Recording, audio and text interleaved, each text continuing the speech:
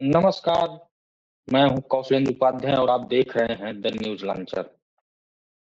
आज आपको एक जानकारी बता दें कि उत्तर प्रदेश सरकार ने कई विभागों में वैकेंसी निकाली है, जिसमें परिवहन है और राज्य संपत्ति विभाग है और पंचायती राज विभाग से भारी वैकेंसी निकली है। युवाओं के लिए अच्छा मौका है, लेकिन इसके पीछे रीज़न जानना बहुत ज़रूरी है कि इतने दिन तक याद नहीं आई युवाओं की, अभ्यर्थियों की। अब अचानक से जो है आचार संहिता खत्म हुई, लोकसभा चुनाव का परिणाम आया, उसके बाद इनको नौकरी की याद आने लगी है और दनादन जो है विभागों से नौकरियां अब निकलने लगी हैं, नोटिफिकेशन जारी होने लगा है। इसके पहले लोकसभा चुनाव के पहले जब आप देखे होंगे तो कई वैकेंसियां निकली थी, परीक्षाएं निरस्त हो गई थी और रोजगार की कमी थी। ये कह सकते हैं कि रोजगार की कमी थी और अब इनको याद आने लगी है कि नहीं, अब युवाओं को साथ जो है धोखा नहीं होने देना है। अब जो है नौकरी निकाल के इनको नौकरी देना है, वैकेंसी निकलती रहेगी, तो सरकार का विश्वास लोगों में रहेगा और सरकार पे लोग विश्वास करेंगे, तो भाई रिजल्ट भी अच्छे आएँगे। जिस तरह से लोकसभा चुनाव में करारी हार मिली है भारतीय जनता पार्टी को, उसमें सबसे महत्वपूर्ण और जो बात ये है कि हार की जब समीक्षा हुई तो पता चला कि युवा बहुत नाराज़ हैं सरकार से और नाराज़गी क्यों ना हो कि युवाओं को नौकरी तो दे नहीं रहे हैं और जो युवक नौकरी के लिए परीक्षा दिए हैं या अभ्यर्थी जो दिए हैं, वो धरना प्रदर्शन कर रहे हैं, उनकी वैकेंसी क्लियर नहीं हो रही है और उनको जो है पुलिस लगा के उन पे और लाठीचार्ज और तरह-तरह की प्रताड़ना झेलनी पड़ रही है। तो जब हार हुई थी, समीक्षा बैठक हुई थी। मुख्यमंत्री योगी ने बैठक किया, उसके बाद जो है अधिकारियों से पूछा कि इसका सबसे बड़ा कारण क्या है? तो पता चला कि युवा ज़्यादा नाराज़ है उत्तर प्रदेश में, क्योंकि नौकरी न मिलना, फिर वैकेंसी निकलना, उसके बाद पेपर लीक हो जाना, फिर परीक्षा निरस्त हो जाना, इससे युवा एकदम त्रस्त हैं। पूरे प्रदेश के युवाओं की अगर बात करें, तो वाक़ई में उनके अंदर जो रोष और आक्रोश था सरकार के लिए, वो यही सबसे बड़ा कारण था।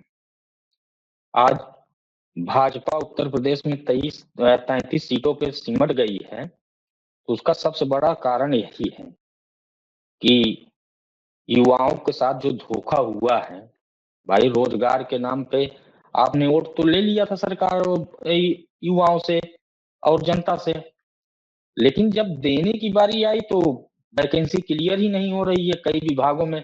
सब अ, संविदा के तहत लोग भर्ती आउटसोर्सिंग के माध्यम से जो है लोगों की भर्ती हो रही है।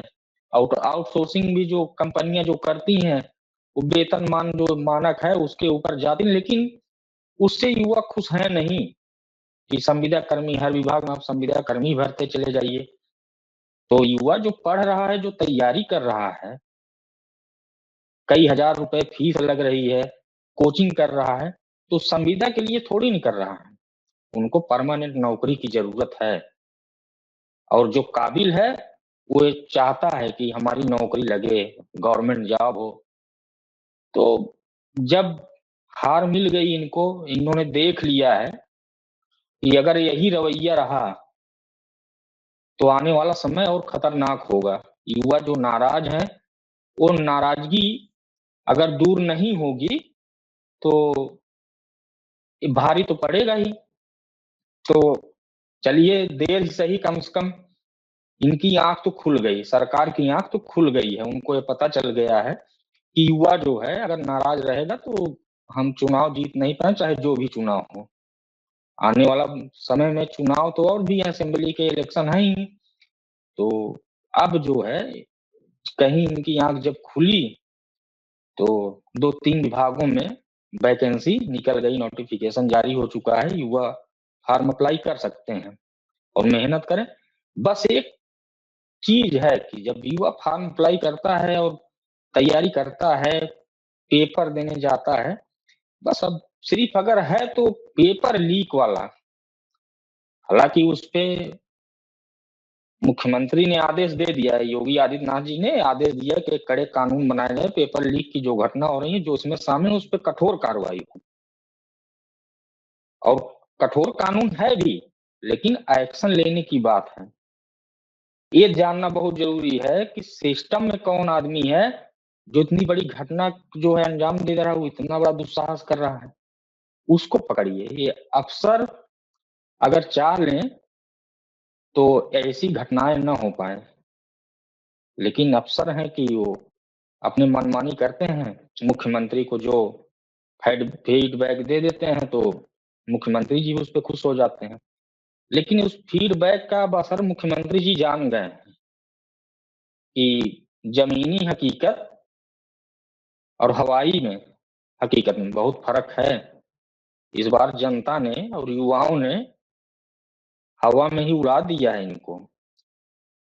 और अगर सुधरे नहीं, युवाओं की जो माँग है, जो युवा चाहता है, उसके अगर मन की बात नहीं जानेंगे और नहीं समझेंगे और उनके दुःख दर्द को अगर नहीं दूर करेंगे, तो जो हश्र हुआ है इस बार लोकसभा चुनाव में कि कहाँ जो है 2014 के इलेक्शन में यही यूपी से 72 सीटें भारतीय जनता पार्टी जीती थी और इनके जो घटक दल थे, वो भी जीते।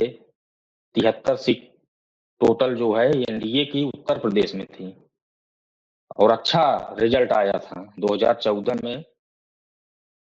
उस समय भी लोग नाराज थे, यूपीए टू कांग्रेस से नाराज थे और यही सबसे बड़ा कारण था महंगाई, बेरोजगारी। और लोगों ने बदलाव तो किया, लेकिन उस बदलाव का जो परिणाम निकलना चाहिए था, वो निकला नहीं था। हालाँकि 2019 में भी लोग भरोसा किए, 2017 के असेंबली इलेक्शन में उत्तर प्रदेश में भाजपा जो है एनडीए घटक के दल के साथ जो है 317 सीटें थी। लेकिन 2022 के इलेक्शन में आपने जो रिजल्ट देखा है, 255 पे भाजपा आई है और जो घटक दल हैं इनके लेके टोटल 275 या 76 ऐसे सीटें हैं इनके पास। तो 2017 का जो असेंबली इलेक्शन था, 2022 के जो इलेक्शन था, उसमें भी सीटें कम हुई हैं। और 2019 का जो लोकसभा चुनाव हुआ था, तो उस समय भी समाजवादी पार्टी और बसपा गठबंधन हुआ था, लेकिन बीजेपी का जो परफॉर्मेंस था, वो 62 सीटों पे बीजेपी थी, बाकी और घटक दल इनके जो थे, वो सब जीते थे। करीब 65 सीटें भाजपा के पास आई थी, एनडीए के पास मिली थी। लेकिन सोचिए कि 2019 के बाद 2024 का जो इलेक्शन हुआ और इसके बीच में युवाओं ने एक चीज़ देखा कि उनके साथ रोज़गार के साथ जो है खिलवाड़ हो रहा है। इसलिए उन्होंने जो चोट दी है, वो चोट का असर तो होने लगा है। ये तो तय है कि असर तो हो गया है। अगर असर ना होता, तो सोचिए रिजल्ट के आने के बाद दूसरे तीसरे ही दिन बैठक करना, अफसरों से राय-मशविरा करना कि आखिर में हार का कारण क्या है? जब उसमें छन के आया कि रोज़गार सबसे बड़ा कारण है, युवा इतने नाराज़ हैं, पेपर लीक हो जा रहा है, अफसर सटीक जवाब भी नहीं देते हैं। वो धरना प्रदर्शन घेराव करने जाते हैं तो लाठी खाते हैं, पुलिस लाठी चलाती है। ये भी नहीं देखती कि महिला अभ्यर्थी है, उन उस पे भी लाठीचार्ज हो जाता है। तो ये नाराज़गी तो भारी पड़ गई इनको और भारी पड़ने का मेन कारण महँगाई, बेरोज़गारी है। अब आँख खुल गई है, वैकेंसियाँ निकलना शुरू हो गई हैं, तो जो वैकेंसियाँ निकल रही हैं, उस पे जो है अब ये ध्यान देने की ज़रूरत है कि परीक्षा सुचिता ढंग से हो जाए और रिज़ल्ट आ जाए। युवाओं को जो युवा उसमें सफल हो रहे हैं, उनको नियुक्ति पत्र समय से दिया जाए और वो जाके अपनी नौकरी करें। लेकिन अगर ऐसा नहीं हुआ, फिर वही घटना पेपर लीक हो गया, पेपर निरस्त हो गया, तो इस सरकार के लिए बहुत भारी पड़ेगा और सरकार संगठन कुछ कर नहीं पाएगी इस पे। आप भले युवा नेता जोड़ लें अपने पास, युवा नेता बनाने की फैक्ट्री आपके पास है तो आप युवा नेता बना दीजिए, लेकिन जो युवा तैयारी कर रहा है वो युवा नेता नहीं बनेगा, उसको नौकरी चाहिए। इसलिए अब जो वैकेंसी निकल रही है और जो आने वाली है, सरकार को स्वच्छ रूप से उसका एग्जाम परीक्षा उसका सफल हो, आयोजन जो परीक्षा हो उसमें कोई परेशानी न हो, अभ्यर्थियों को भी ना हो और सरकार तरफ से भी ये पूरी एकदम जो उसमें सावधानी उसको बरती जाए कि जैसे कला सेंटर पे गए परीक्षार्थी, पता चला पेपर लीक हो गया। सोचिए 4-400 किलोमीटर दूर से अभ्यर्थी जब अपने सेंटर पे जाता है और पहुंचता है तो पता चलता है पेपर लीक हो गया, पेपर निरस्त हो गया। उसकी अभी तक डेट भी नहीं आई है। कई परीक्षाएं हुई हैं जो पेपर लीक के चलते जो है उनकी परीक्षाएं दोबारा नहीं हुई हैं, सरकार उस पे ध्यान दे ही नहीं रही है। लेकिन अब वैकेंसी निकाल रहे हैं तो जो पुरानी परीक्षाएं जो निरस्त हुई हैं उनको भी बहाल किया जाए, उनकी डेट निर्धारित की जाए कब होगा। यूपी पुलिस की भी भर्ती पेपर लीक हो गया था, वो निरस्त हो गई थी। उसमें सोचिए कितने अभ्यर्थी थे। तो अब अगर आँख खुल गई है, लेकिन आँख खुलने का मतलब नहीं है, लेकिन अब अभ्यर्थियों को अब ज़रूरी है कि उनको नौकरी मिले और पेपर लीक की जो घटनाएँ हैं, इस पे एक्शन लिया जाए और ये देखा जाए कि सिस्टम में कौन व्यक्ति है, कौन-सा ऐसा अफ़सर है जो इस पे लापरवाही कर रहा है, उस पर भी एक्शन होना चाहिए। और जो वैकेंसियाँ भी परीक्षाएँ जो निरस्त हुई हैं, उनकी डेट जल्दी घोषित कर दें तो युवाओं को भरोसा होगा कि नहीं ठीक है, चलिए हार के बाद ही कम से कम जागे तो हैं और उनको रोज़गार मिल जाएगा। तो हो सकता है कि आने वाला समय इनके लिए भी अच्छा हो कि इलेक्शन जब हो तो युवा भरोसा करें इन पे, वोट दे, फिर अच्छी सरकार बने इनकी। बाकी अब देखा जाएगा आगे क्या होता है। ये हमारा वीडियो कैसा लगा आप हमें कमेंट बॉक्स में बताइएगा। तब तक के लिए नमस्कार।